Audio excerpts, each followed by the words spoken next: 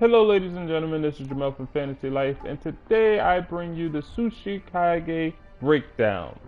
Today we're going to be breaking down Onoki, who is actually the Tsuchikage for like the Hidden Rock Village, if I'm not mistaken. A very important character in that Naruto world, and helped save the world alongside Naruto. Played a very important role in this ninja war.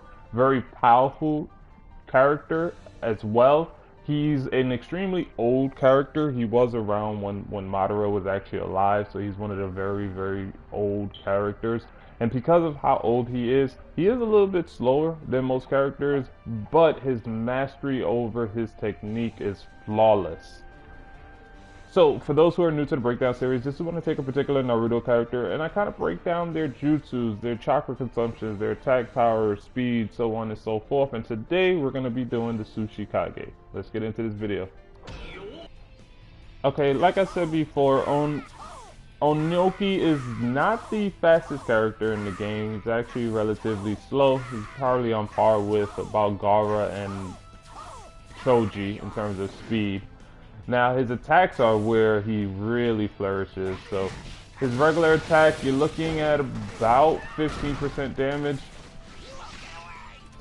His up attack, you're looking at about 15% damage, but you can chain the up attack with the air combo for a total of about 25 to 30% damage.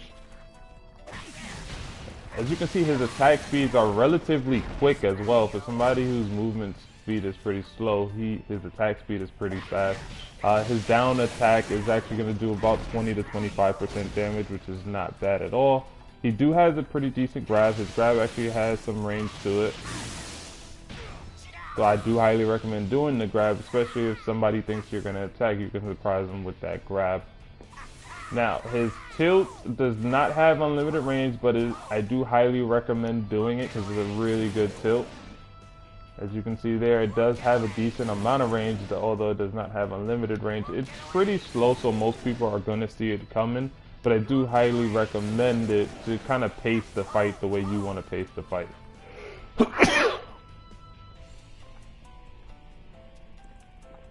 If you do hit them with the tilt, you're looking at about 5% damage, between 5 to 10% damage. And I do recommend it. It's a pretty solid tilt. And you can do it from up close. So if they're up close and they're about to attack you, you can kind of do it and it hits them on the come up. So that's really useful too. Next is his jutsu. His jutsu does have unlimited range.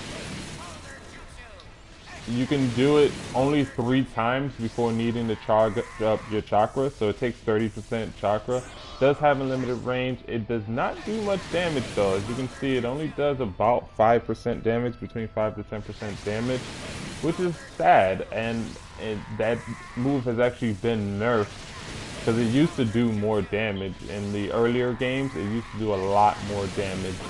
For a move that's taking 30% chakra, the only benefit to it is that it does have unlimited range with some decent tracking on it. Now, another way it's been nerfed too is on the come up, it does not hit them. In earlier iterations of Ultimate Ninja Storm, like Ninja Storm 2 and 3, the boulders would actually hit on the come up. Now it does not hit on the come up, it only hits when he actually throws it, and it does not do much damage no matter what range you hit them with, and it still takes 30% chakra. It's really good for kind of pacing, but it's not a very powerful technique, unfortunately. So let's get into his jutsu, his ultimate jutsu. So his ultimate jutsu does not have unlimited range. As you can see, it takes 30% chakra if you miss, 40% if you connect. Let's connect the jutsu. Alright, so you are treated to this awesome technique, which in my mind is probably one of the most, if not the most powerful technique in the ninja world. I just want to see that move one more time, as it is probably the most powerful move in the ninja universe. It basically is his Genkai, in which he can pretty much atomize anything with this move. He can turn anything into just dust, as you can see there. It's a very, very powerful technique, and Onoki is actually the only person who can do that. So let's get into his awakening. Okay, so in his awakening, his speed is pretty much the same. He does get a damage buff. So now his regular attack is taking about 20% damage, 20 to 25% damage. His up attack does about 20.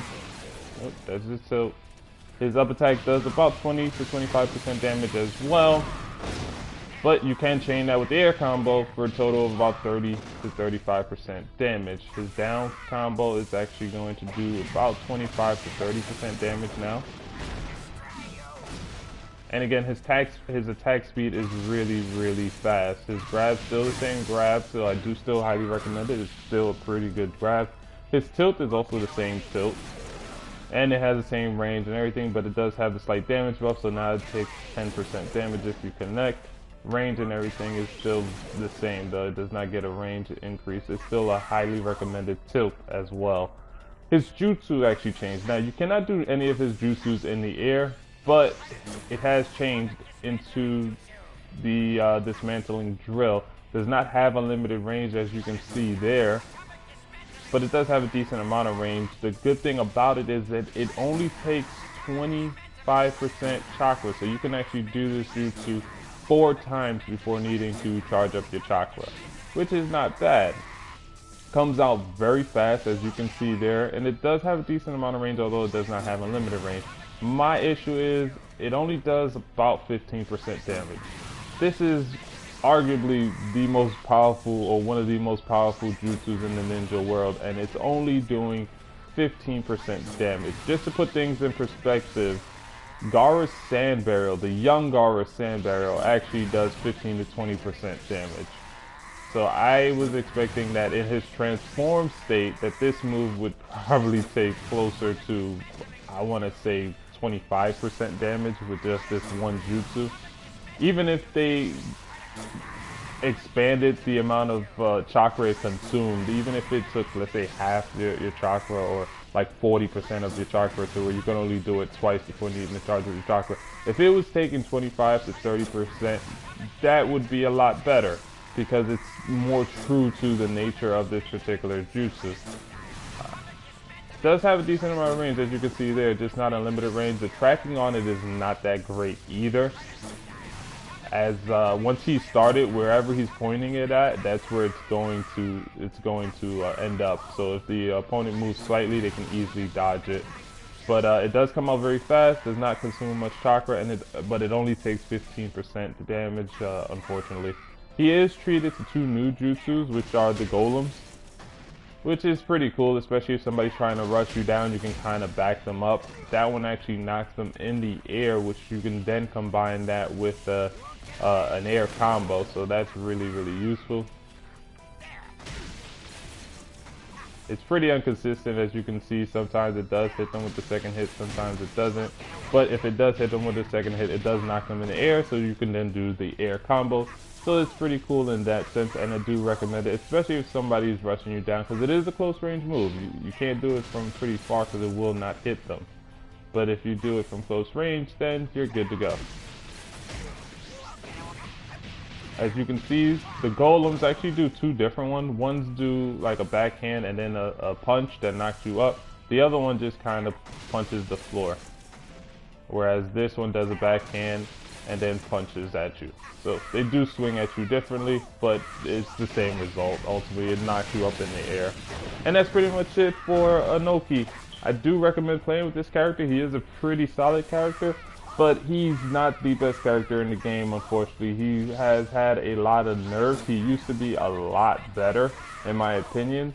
But he is still a fun character to play with. The way he just kind of floats around is pretty cool too.